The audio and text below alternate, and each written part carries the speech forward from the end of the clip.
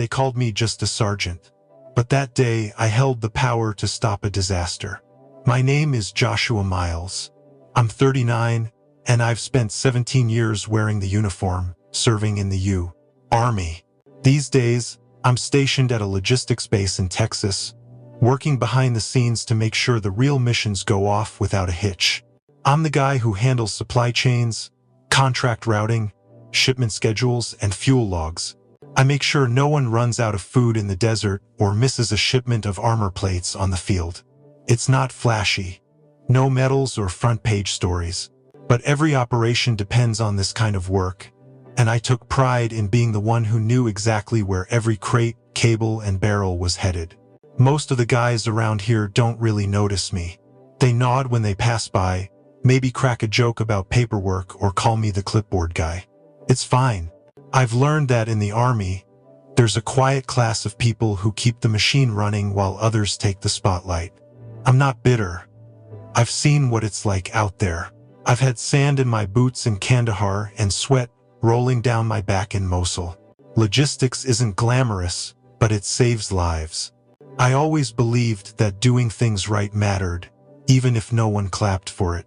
Maybe that's why, when I spotted the flaw in that supply contract, I didn't look away. I knew it wouldn't earn me stripes or headlines, but some things you don't ignore, even if they call you just a sergeant. It started like any other Tuesday. I was reviewing the supply requisition files for the upcoming Red Mesa Joint Training, a large-scale operation that was going to involve 5 different units, 3 states, and more moving parts than I could count. As I flipped through the contract attached to the fuel shipment, something felt off. It was buried deep, a clause that rerouted emergency reserves without command verification. One small oversight, but in real time, it could delay delivery by over 48 hours if not corrected. I reread it 3 times to be sure, even cross-checked it against last year's training contracts. This wasn't just a clerical mistake. It was a trap waiting to spring.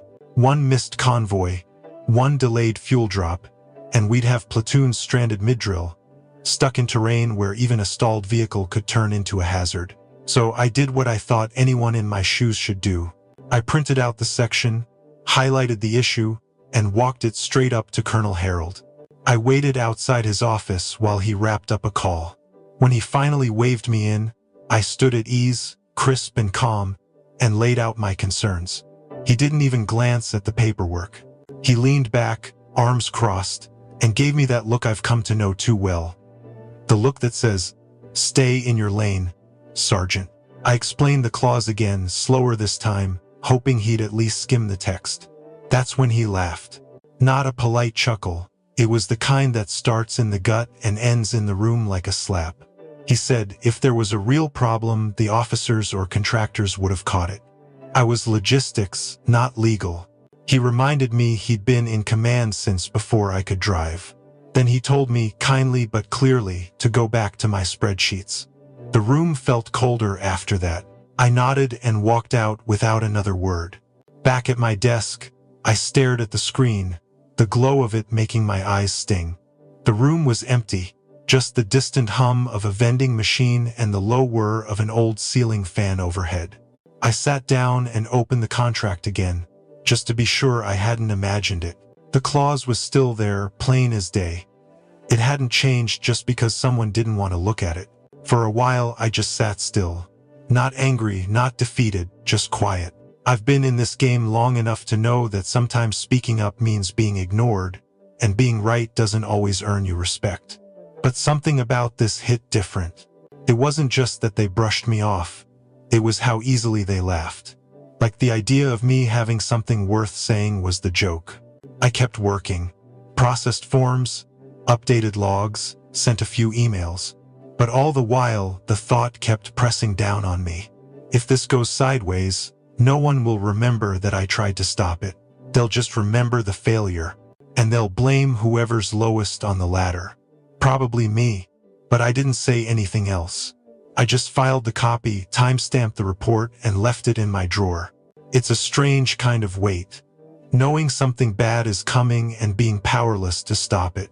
Not because you can't, but because the people above you won't listen. You carry that weight quietly. You nod when spoken to, salute when required, and disappear into the rhythm of the day. But deep down, it sticks with you. That feeling of being dismissed before you even finish your sentence. That silent burn when your instincts are right, but your rank says stay quiet.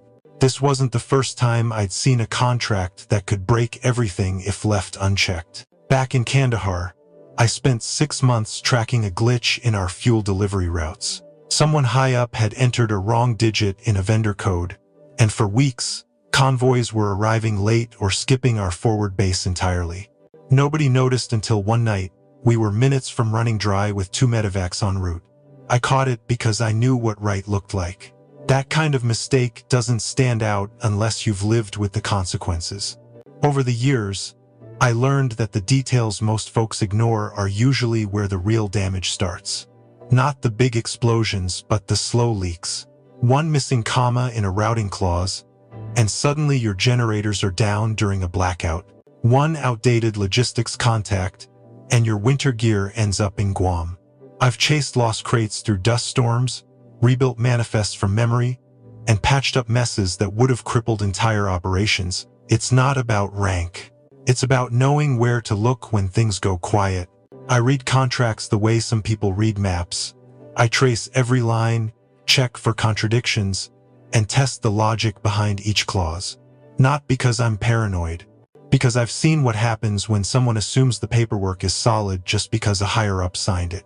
I've stood knee-deep in floodwater with a busted radio and 3 trucks rerouted to the wrong coordinates. I don't need stripes on my shoulder to know what matters. I've earned my instincts the hard way. That's why the clause stood out. It wasn't just misplaced. It was buried under jargon, dressed up to look routine. But I'd seen that type of language before. It's the kind of thing lawyers slip in when they think no one's paying attention. I caught it not because I'm smarter, just because I've cleaned up the aftermath of people who didn't. The Army never gave me medals for that, just more folders and tighter deadlines. But I never did this for awards. I did it because I couldn't live with being the guy who saw the problem and said nothing. That's why I flagged it. Not to stir the pot, just to stop the same old fire from burning again. That night I stayed late. The office was quiet, lights dimmed, and the air felt thick with something I couldn't name. I sat staring at the clause again, the words blurring into each other like they wanted me to give up, but I didn't. I reached for my phone and called someone I hadn't spoken to in years. His name was Chris Langley. We'd served together in Ramadi before he went full-time into military legal counsel. He picked up on the second ring. I didn't need to explain much. Just a few key words, a scan of the clause, and his tone shifted. He asked if I was sure. I told him I was. He said if the clause was executed under the current terms, the entire Red Mesa operation could be considered compromised. That wasn't just a mistake.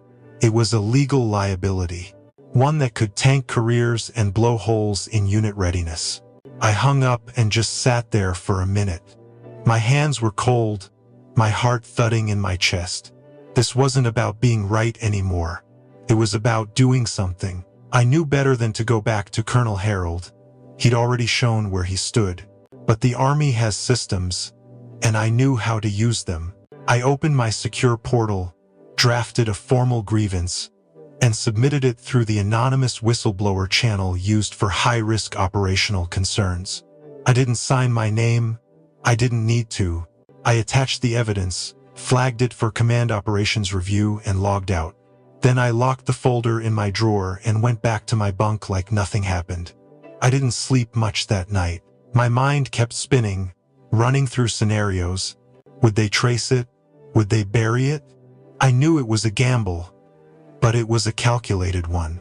I wasn't trying to burn the system down. I wasn't leaking to the press or rallying troops in the yard. I used the tools the Army gave me. Quiet ones, legal ones, ones most people forget exist until they need them. I did it to protect the unit, not embarrass it. And deep down, I hoped someone up there would care enough to act. Because if this clause triggered mid-exercise, the fallout wouldn't just land on paper. It would hit real boots in real dust. And I wasn't going to let that happen. It started with a morning briefing that felt colder than usual. Word spread fast. The supply contract for Red Mesa had been frozen pending review. Nobody said why, but everyone felt it. Like a wire had been cut and the current was sparking through the walls. Colonel Harold was called into the base commander's office before chow. He didn't return for the rest of the day. Then came the audit. Teams in suits arrived from Central Command, and the tone on base shifted like a storm was rolling in. Officers tightened their posture. Conversations dropped to whispers. Paper trails were scanned, emails pulled, files combed line by line. No one knew who had raised the alarm, but people started looking at me differently. Just enough to feel it. A pause when I entered the room. A glance that held a second too long. I kept working, processed orders, updated shipping logs, acted like nothing had changed. But inside, I knew the clock was ticking. 3 days later, I got the call. A summons to Command HQ 50 miles north. No explanation, just a time and location. I packed my uniform, buttoned it with care, and reported in without delay. The room they led me to had no windows, just a table, a pitcher of water, and 3 officers sitting like carved stone.